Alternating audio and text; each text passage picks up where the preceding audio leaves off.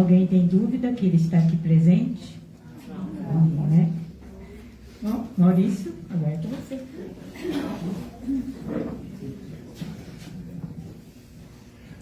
Muito boa noite a todos.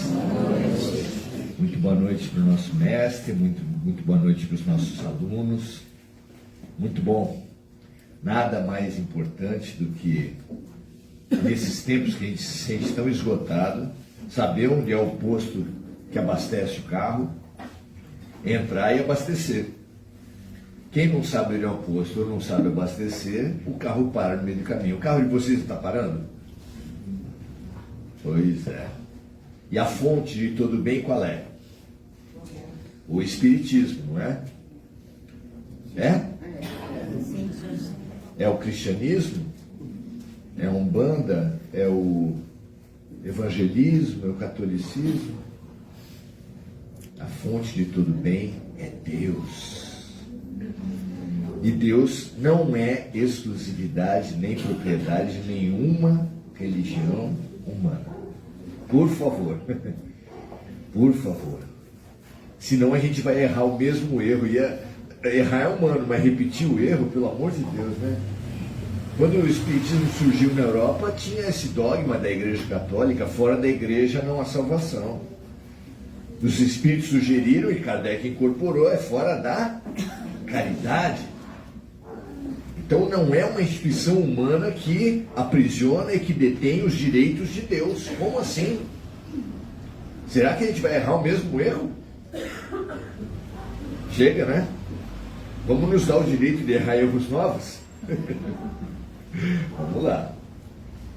Nós precisamos demais entender o momento que nós estamos vivendo.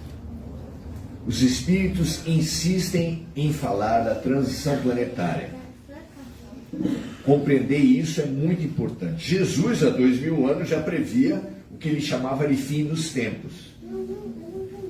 É claro que o cinema, especialmente o cinema, trouxe para a gente a ideia do fim do mundo. Algumas seitas também falam de fim do mundo, etc. Jesus não. Jesus falou em fim dos tempos. E se o fim do mundo parece uma desgraça, parece terrível, fim dos tempos é uma grande esperança, porque acabar esse tempo de corrupção, pedofilia, de distorção, como nós temos vivido, é uma grande notícia. Vai acabar. Esse mundo baseado no egoísmo vai acabar. E não é por nenhuma ideologia política, não é por nenhuma instituição religiosa. Sabe como é que vai mudar o mundo? Sabe como é que está mudando o mundo? Pela chegada de pessoas melhores. Pela transformação de pessoas melhores. Essa é a única técnica. Não tem ideia boa que sobreviva ao mau caráter. Você já percebeu isso? A ideia mais nobre que veio para a Terra foi Jesus. E ele mesmo não sobreviveu ao mau caratismo que fizeram com ele. Não é? Não apenas os discípulos, mas os seguidores, todo mundo. E do mesmo jeito que nenhuma ideia boa sobrevive ao mau caráter, não há outra forma de transformação da Terra que não seja a transformação dos seres humanos. Os espíritos falam que dezenas, centenas de milhares de crianças, num grau muito mais elevado, estão encarnando na Terra. E todos os dias, pessoas estão acordando e despertando interiormente. Ai, Maurício, pelo que eu vejo no noticiário é pouco. Em primeiro lugar, você não deve se levar pela lógica do noticiário. A lógica das notícias é a lógica do nosso olhar. Nós mesmos, se a gente vê alguém sendo roubado na rua e uma pessoa ajudando a outra, a gente vai espalhar o quê? Nossa, hoje eu vi alguém sendo roubado, hoje eu vi... É o milagre da multiplicação da tragédia. O olhar da gente atrai, gosta e cultiva as coisas ruins. O contrário, praticamente ninguém faz. Olha, hoje eu vi uma coisa boa acontecendo. Praticamente nenhum de nós. Então nós precisamos entender o que é a transição planetária e o que nós precisamos fazer nesse momento e nos próximos tempos, porque não é currículo, nem rótulo. Ah, eu estive 30 anos dando passe na sala de passe. É bom? É ruim? Eu já dei cesta básica. É bom? É ruim? Eu tomei a comunhão a minha vida toda, confessei e me penitenciei. É bom? É ruim? Eu louvei e paguei o dízimo a vida toda. É bom? É ruim? Os atos não valem por si, eles valem pela intenção que nós damos a eles. Se você olhar uma pessoa, desejar bom dia para ela, se você ouvir alguém com necessidade, mas ouvir acolhedoramente e não gastar um centavo, você está fazendo mais caridade do que aquele que dá um monte de dinheiro interesseiramente. Não é o ato em si, é com que coração você tem feito as coisas da sua vida. Quando a gente ouve isso, isso bate com o que a gente pensa, não é? Não pode ser rótulo. A força de um produto, o valor do produto não pode estar no rótulo. Tem que estar no que ele traz dentro, claro. E assim para nós também. Hoje eu venho trazer para vocês a parábola que eu considero mais difícil de Jesus. Parábola mais difícil de entender. Várias vezes que eu li essa parábola, eu falava assim, como assim?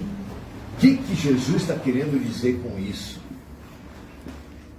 E com alguns estudos de um tempo para cá, surgiram algumas ideias certamente maiores do que a minha capacidade de discernir, porque a gente sempre tem alguém, né, ajudando a gente, e que ajudaram a gente a entender um pouco essa parábola. E ela se mostra fundamental para nós entendermos a transição e o que nós precisamos fazer na transição. Olha como é esquisita essa parábola. Jesus fala que um homem rico soube que o seu administrador estava fazendo coisa errada. Olha só, parece que é no tempo de hoje, né? Você pensa que é só agora? É não. No tempo de Jesus já tinha isso. E se ele fez uma história em cima disso, é porque era comum. Ele só não falou de que partido era. Que bom, né? Porque se falasse, ia ser um enrosco aqui, um ia se pegar com o outro. Pois bem, esse homem rico chamou o seu administrador e falou assim, que é isso que eu estou ouvindo de você? Francamente, você dá o seu jeito, porque você vai perder a sua administração. Você vai ser demitido. E foi embora o homem rico. E o administrador ficou pensando, meu Deus, o que eu vou fazer da vida? E agora? Cavar, eu não posso. Pedir, eu tenho vergonha. Está lá no Evangelho isso. O que eu vou fazer para ter amigos, para ter futuro, para ter uma vida depois disso que eu perder o meu, vamos dizer assim, o meu mandato? Sabe o que ele decidiu? Ele chamou todas as pessoas que deviam para o homem rico, que estavam na administração dele. Chamou as pessoas e foi falar assim, quanto você está devendo? 100? É isso que está escrito aí no contrato? Apaga e coloca 80. Aí veio o outro, quanto você está devendo? 50? Apaga e coloca 30. Quando você ouve isso, você pensa o quê? Isso pode ser bom? Jesus falou que sim. Aí você fala, não, peraí, não estou entendendo nada. Como assim? E o próprio Jesus deu a chave para a gente entender essa parábola. Quando ele falou assim, fazei amigos com os recursos provenientes da injustiça. E isso é precioso para os tempos de regeneração. E eu vou explicar por quê. Se você for analisar qualquer das grandes fortunas da Terra, qualquer das grandes fortunas do Brasil, Você acha que vai encontrar alguma fortuna limpa, pura, sem uma sujeira dentro? Ah, Maurício, deve ter. Jesus falou que é mais difícil o rico entrar no reino do céu, é mais fácil o camelo passar por dentro de uma agulha do que o rico entrar no reino dos céus. Foi Jesus que falou. Isso quer dizer que as riquezas nossas são sempre baseadas em alguma coisa complicada. Por exemplo, tem gente que faz fortuna depredando o meio ambiente. Tem gente? Tem. E o meio ambiente se volta contra todo mundo, quer dizer que ele se apropria dos lucros e pega os custos do seu empreendimento e joga para toda a terra. É certo isso? Extinguir rios, extinguir animais. Será que isso é certo? Tem gente que faz fortuna explorando os trabalhadores. Já ouviram falar disso? É pouco? Muita gente. Tem gente que faz fortuna explorando os outros. Então imagine que na transição planetária vai ser preciso fazer muita coisa. Se a gente fosse fazer uma lista das coisas que precisam ser regeneradas no mundo, a gente ia precisar do quê? Não sei quantos metros de papel. O esporte precisa ser regenerado, a saúde, a educação, a religião precisa ser regenerada, talvez até a política, a família, tudo praticamente precisa ser regenerado. E o meio ambiente também. Então você precisa fazer um investimento altíssimo. Com que riquezas você vai promover a regeneração da terra? Com as riquezas que estão aí. Só que agora vão precisar ser bem usadas. Imagine, só por um exercício de pensamento, que um parente seu morre, distante, e não deixa filhos. E eles vão pesquisar e descobrem que você é o herdeiro. E não é pouca coisa, imagina aí uns 20, 30 milhões de reais. Você fica triste ou alegre? 30 milhões de reais amanhã na tua mão. Puxa. Só que no meio disso você descobre que o teu tio juntou esse dinheiro fazendo coisa ruim. O que você vai fazer? Vai comprar carro, vai viajar, vai gastar e tudo isso em cima do mal de onde veio aquele dinheiro? Você teria coragem de fazer isso? Tá vendo como a gente se decepciona? Eu estava falando que as crianças estão sendo bem. Gente do céu, eu estou elogiando a tua categoria, rapaz. A gente entende a brincadeira. Você acha que você teria condições, sabendo, por exemplo, que o teu pai, teu tio era um fazendeiro, que explorou com trabalho escravo, ele fez fortuna? O que você faria com teus 25 milhões? Tranquilo, eu vou comprar carro? Vou viajar? Comprar mansões? É isso? Para você está tudo bem? Se você ganha um banco que amealhou dinheiro explorando, colocando juros, extorquindo as pessoas, você pega esse dinheiro e gasta? Na boa? Você acha que você não tem nenhuma responsabilidade? Claro que sim. O que você deve fazer se amealha algum dinheiro, se algum dinheiro vem para a tua mão? Jesus falou, no dizer de algumas traduções, sempre aquelas palavras meio difíceis do Evangelho, granjeai amigos com as riquezas da iniquidade. Traduzindo, façam amigos com o dinheiro, os recursos, as riquezas que vierem do mal. E como é que você vai fazer isso? Imagine que você herdou aí um banco que explorou muita gente. Seria absurdo que você pegasse o contrato das pessoas que estão devendo para o banco que passou a ser seu e começasse a renegociar para que as pessoas pagassem menos porque você sabe que elas foram exploradas? Seria absurdo você fazer isso? Isso não seria a mesma coisa que o administrador fez? Olha, onde tem 100, coloca 80. Onde tem 50, coloca 30. Aquilo que parecia absurdo é a coisa mais lógica a fazer. Ou outro, dinheiro que veio para a tua mão porque era um fazendeiro que usava trabalho escravo. Você chamar todas as famílias dos trabalhadores e dar uma indenização para cada um, seria absurdo fazer isso? Não! É isso que tem que ser feito. Só que isso já orienta o trabalho que vai precisar ser feito agora, mundo de regeneração, por nós, por nossos filhos e nossos netos. Mas é o trabalho das riquezas exteriores. Mas há também riquezas interiores. Todos nós temos riquezas interiores, que Jesus chama de talentos. Talentos naquele tempo era dinheiro. Ele usa isso como uma metáfora. Nós temos riquezas dentro de nós. E não dá para colocar uma riqueza para todo mundo aqui. Tem gente que sabe cozinhar bem, tem gente que sabe dirigir carro com prudência, com segurança, com eficiência. Tem gente que sabe, talvez tenha algum médico que saiba curar, talvez tenha professores que se dediquem a educar. Todos nós temos talentos, todos nós temos capacidades. E os espíritos falaram que essa é a nossa melhor encarnação. Moralmente, essa é a nossa melhor. Quer dizer que nas outras a gente foi bem ruim. Sabe tudo aquilo que você detesta quando vê o jornal? Tudo.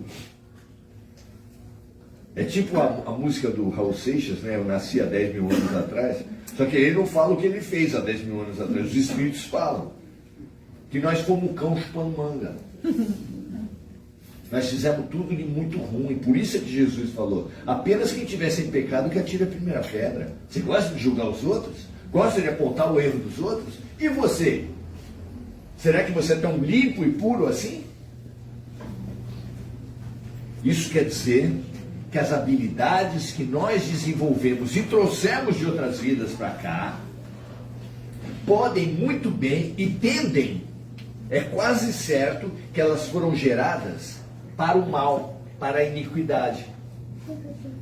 Se você gosta de história, estude o período nazista e você vai ver que grandes inteligências estiveram a serviço de Hitler. É muito comum que muito boas inteligências sejam desenvolvidas e voltadas para o mal. E como a gente vem de uma condição moralmente inferior, as nossas habilidades também foram. A pessoa que administra dinheiro do crime organizado hoje no Brasil, você acha que ele é um mau administrador? O cara sabe onde põe o dinheiro. Daí a Polícia Federal descobrindo um monte de mandato de pessoas financiadas pelo crime organizado. Ainda bem que isso não tem em São Vicente, não é? Ah, que bacana. Nem Santos, nem Guarujá. Isso é uma coisa nova? Político financiado pelo crime? Pois é. Nós temos habilidades, e as habilidades que nós tivemos, a gente desenvolveu no mal. E a transformação vai ser o quê? O que é a regeneração? Para a regeneração do mundo precisa ter a regeneração de nós mesmos. E o que é, afinal de contas, essa regeneração de nós mesmos? Vou dar 2 exemplos. Um, do primeiro perseguidor do cristianismo. Primeiro assassino de cristãos. Sabe quem foi? Está lá no Atos dos Apóstolos. Quem foi o primeiro grande perseguidor do cristianismo? Quem foi? Paulo de Tarso. Esse São Paulo, esse maravilhoso Paulo, que foi maravilhoso depois da conversão, antes da conversão foi, gente, mas muito ruim. Se você quer detalhes disso, leia o maravilhoso livro Paulo e Estevão, de autoria espiritual de Emmanuel, e Psicografia de Chico Xavier. É realmente um maravilhoso livro. Não me canso de recomendar. Esse homem comandou torturas de cristãos. Comandou. Ele coordenou torturas. Ele comandou assassinato de Estevão, um dos grandes líderes do cristianismo. Ele confiscou. Ele promoveu todo um esquema de perseguição que colocou as piores mentes de Jerusalém a seu serviço. Ele tinha recebido um mandato do Sinédrio, o órgão máximo do judaísmo, para fazer a mesma coisa que ele fez em Jerusalém, em Damasco. Quando ele encontrou Jesus, quando ele caiu do cavalo, até hoje a gente fala isso, né? Fulano caiu do cavalo. Vem daí, vem de Paulo de Tarso. Ele estava indo, ficou cego, caiu nas areias do deserto, e cego é que ele viu. Finalmente, cego é que ele viu. Ele viu o quê? Ele olhou para o céu, viu as nuvens se abrirem e aparecer um homem maravilhoso, que ele rapidamente identificou pelo inconsciente dele, pelos tratos que o seu espírito tinha feito antes de encarnar, ele reconheceu como o maior amor da terra. Ele nunca tinha visto Jesus, mas ali ele viu que era o cara. E quando ele viu aquele sol espiritual na frente dele, ele perguntou: quem és tu? E ele falou: eu sou Jesus a quem tu persegues. Imaginam o reflexo que aconteceu na mente de Paulo de Tarso. Tinha voltado toda a sua vida para matar, perseguir, torturar, confiscar cristãos. E aí ele percebe que Jesus não só não merecia nada daquilo, mas era o máximo. Era o grande compromisso espiritual da vida dele, estava ali representado. Quem é você quando é criticado? Quem aqui recebe bem as críticas, reflete, aprende e se transforma? Pode levantar a mão.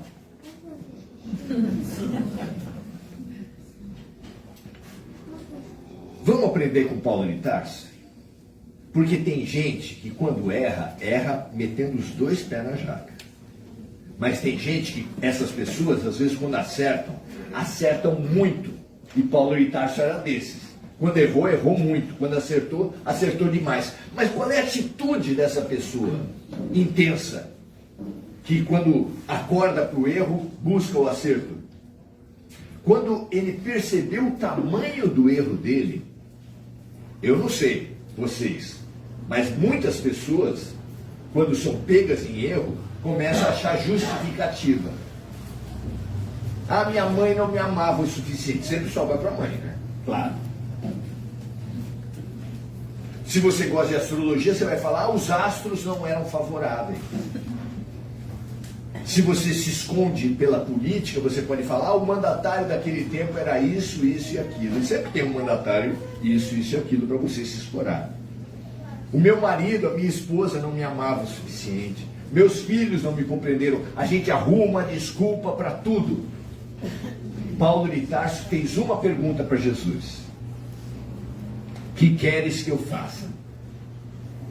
Não ficou com mimimi, não ficou se escondendo, não ficou tentando arrumar desculpinha. Ele já assumiu e já perguntou: como é que eu faço para consertar a porcaria que eu fiz? Tipo, errei, não nego, e não é pago quando eu puder. Começo já, mas me diz por onde. Me diz por onde que a porcaria foi grande. E ele começou imediatamente a reparar, a se reconciliar. E ele é um dos grandes responsáveis pelo cristianismo ter chegado para todo mundo, para todos nós. O livro é realmente fantástico, vale a pena conhecer. Outro grande exemplo, que está lá no Evangelho, demos um exemplo masculino, vamos dar um exemplo feminino. A mulher mais bonita da Judéia. Mais bonita e inteligente. Tão bonita e tão inteligente que tinha feito um esquema para usar a sua inteligência para manipular pessoas. Ela tinha na sua mão alguns dos homens mais poderosos da Judéia. Quem era essa mulher? Maria Madalena. Ela tinha muito poder, ela tinha muita inteligência, ela tinha muita capacidade de usar esse poder. E ela usava para os seus interesses. Quando ela encontrou Jesus, ela descobriu a arapuca que é viver para a beleza. Você tem percebido isso? Que tem muita gente que vive para a beleza? Eu fiquei besta um tempo atrás de uma menina linda que tinha morrido fazendo cirurgia plástica para o joelho. Joelho. Quem tem o joelho lindo aí, levanta a mão.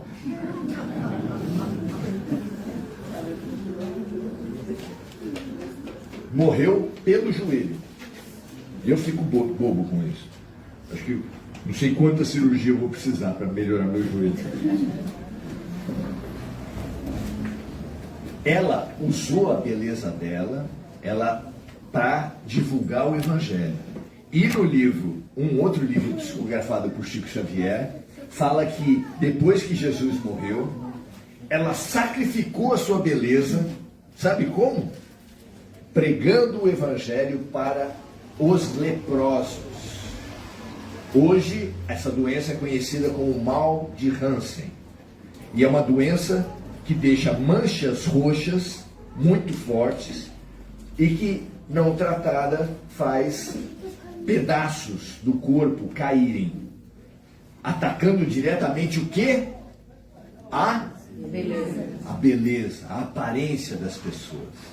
Ela se dedicou à sua beleza, sacrificou a sua beleza, morreu de lepra, indo até os locais dos excluídos, porque naquele tempo não tinha hospital, eles faziam vales dos excluídos. Então, perto de Jerusalém tinha um vale onde eles mandavam todas as pessoas que não tinham condições para morrer. Ela foi lá pregar. Ela foi lá pregar.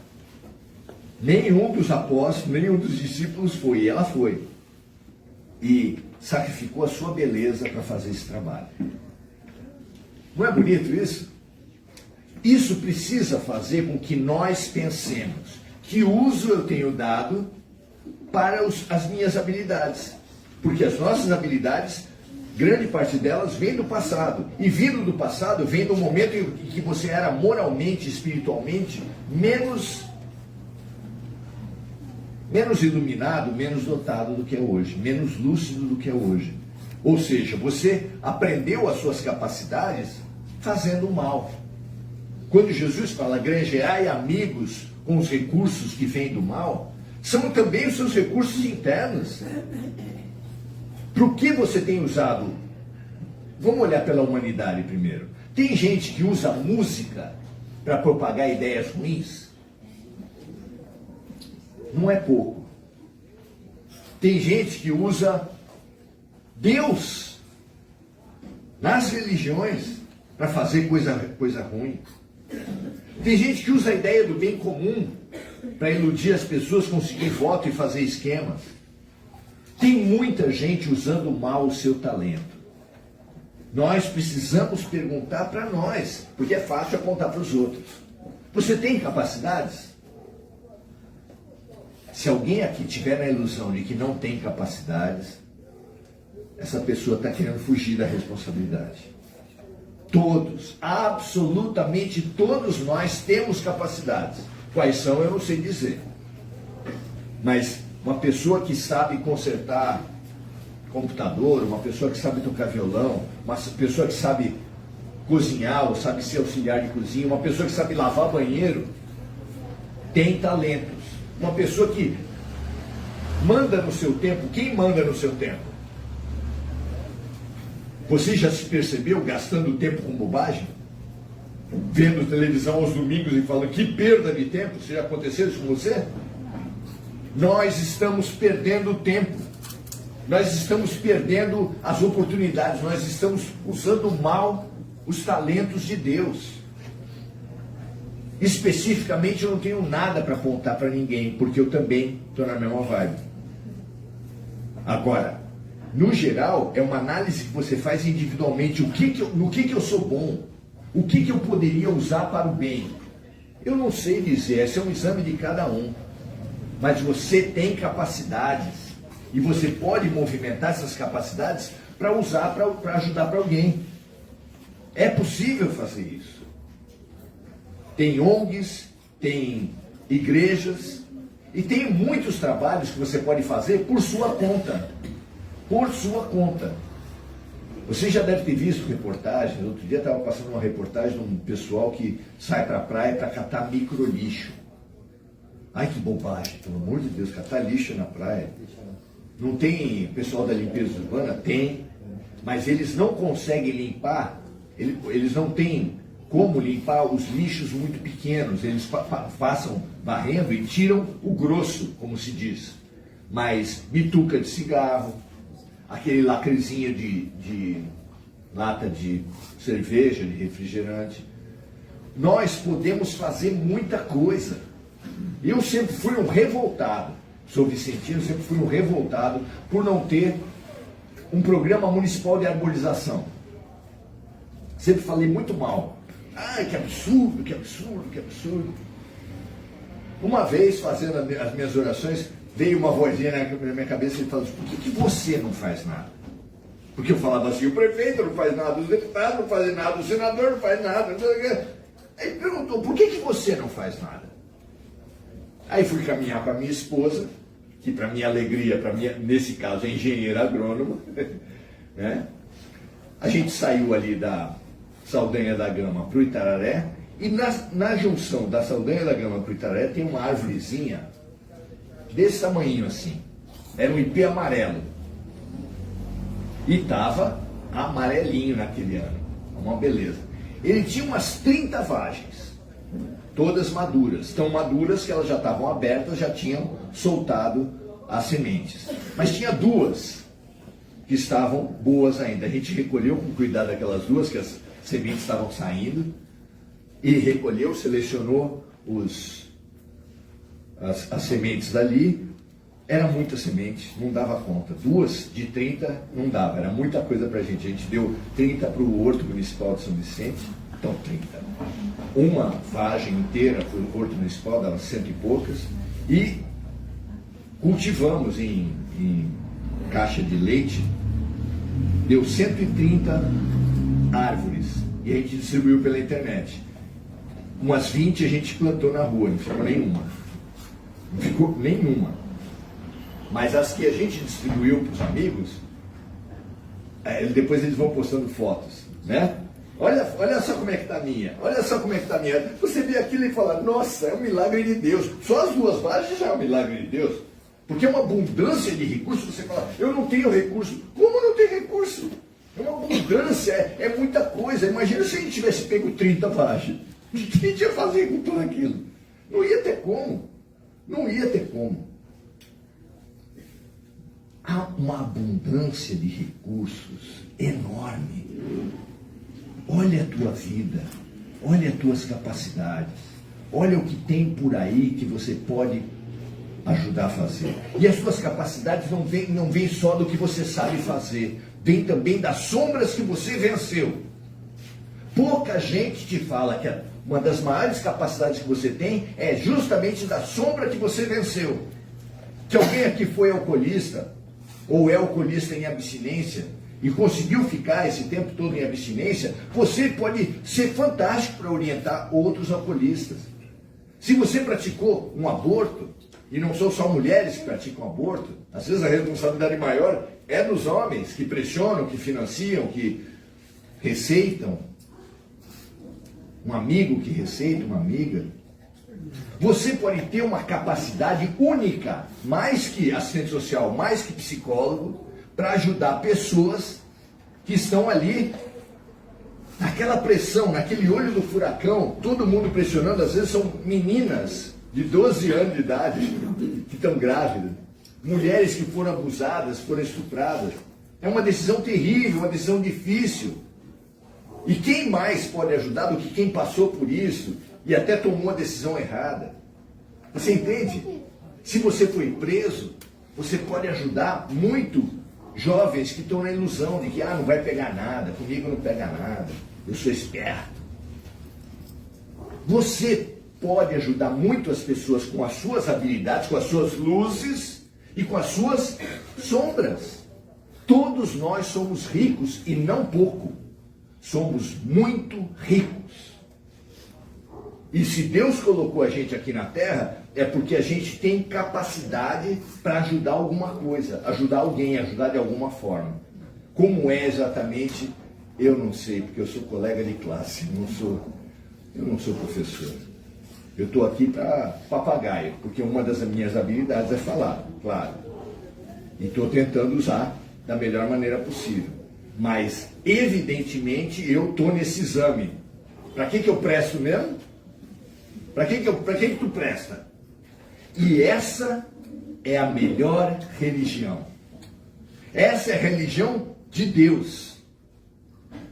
A religião dos homens dá todas aquelas obrigações que a gente já falava aqui. Você errou bastante, vai lá, confessa, reza 200 Pai Nosso, reza Ave Maria, já pode fazer o mal de novo.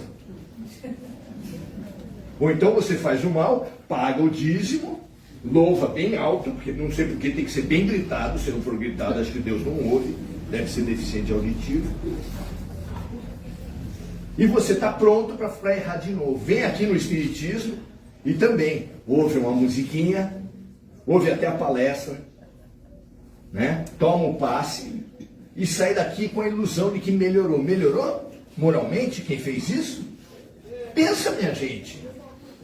Só tem uma maneira de a gente se melhorar, é praticando bem. Jesus fala para a gente, é muito claro quando ele fala: nem todo aquele que disser Senhor, Senhor, entrará no reino dos céus, mas sim aquele que fizer a vontade do nosso Pai. Eu acho que isso não requer interpretação. O que você prefere? Um marido que fala eu te amo e bate em você? Ou um marido que não fala, mas que se dedica a você? Qual dos dois? O que você prefere? Um candidato que fala que vai mudar São Vicente? Ou uma candidata, não quero entrar nesse mérito. Ou alguém que já trabalha para melhorar São Vicente? O que você prefere contratar na tua casa? Uma empregada, um pedreiro, um pintor que fala bastante? Tem gente que fala bastante. Ou um cara que você sabe que trabalha bem na área dele? O que interessa é o que faz, minha gente. Deus não tem ilusão. Ele sabe o que você está fazendo. Se você é uma pessoa com boa vontade para frutificar, ou você ainda é só flor. Conhece uma árvore pelas suas flores, não é isso? Não. Conhece uma árvore pelas suas folhas, não é isso? Não. Conhece uma árvore pelos seus frutos. Que assim seja, que seja tempo de colheita para todos nós. Obrigado.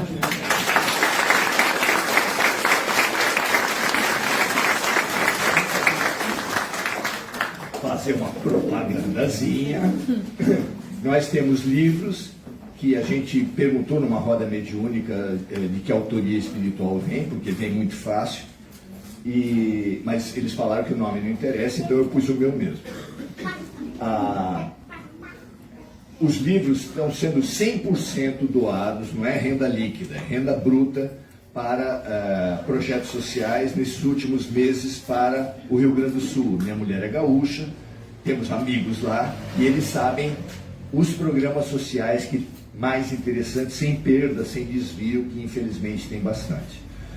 A gente conhece também alguns outros projetos sociais, a Casa do Consolador de São Paulo, o projeto Fraternidade Sem Fronteiras, tem um monte de coisas interessantes e a renda dos nossos livros é toda para lá. E ajuda as pessoas a fazer o Evangelho no lar, ajuda a pensar, um outro livro ajuda a pensar os temas do cotidiano, um outro, o autoconhecimento a partir de Paulo de Tarso, chama-se Saulo e Paulo, que são os dois momentos de Paulo de Tarso, e um outro livro que pega pessoas de diferentes religiões para aprender a religião de Deus através do cotidiano, que a gente tenha olhos de ver e ouvidos de ouvir o que Deus está querendo trazer para a gente.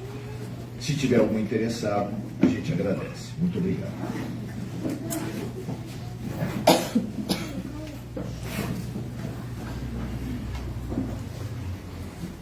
Vamos nos conectar com a espiritualidade de luz, com os nossos anjos da guarda, com os mentores que regem os trabalhos dessa casa. Pedir a Deus que na sua infinita bondade e justiça nos torne aptos a recebermos as vibrações do mais alto. Que possamos estar preparados para receber o passe, que irá nos fortalecer, que irá nos regenerar, e que possamos, a partir desse momento, refletir na palestra que nosso irmão Maurício compartilhou conosco, nos regenerarmos e buscarmos um futuro melhor para nós e para o nosso entorno. Que Jesus nos abençoe, que possamos todos retornar aos nossos lares em segurança, mais fortalecidos, mais equilibrados, em nome de Jesus. Que assim seja.